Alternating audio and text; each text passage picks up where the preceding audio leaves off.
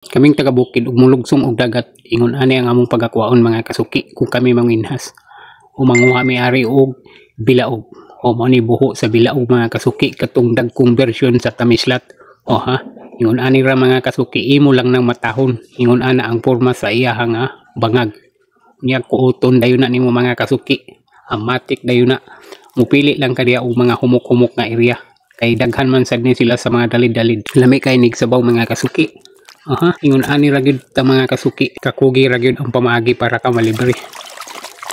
Aha, ingon ani ang porma mga kasuki, mura og tahong. Sa Manila mura og tahong. Ani ha, mao sad ni ang laing buho mga kasuki. Naasad ni diring dapita mga kasuki.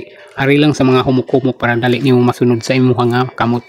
Pwede sad nga imong gamitan og lugit. Hinay-hinayan lang nimo mga kasuki kay kung magamit ka og lugit nya di basta-basta nimo kanon mapusa man sad ni siya mga kasuki.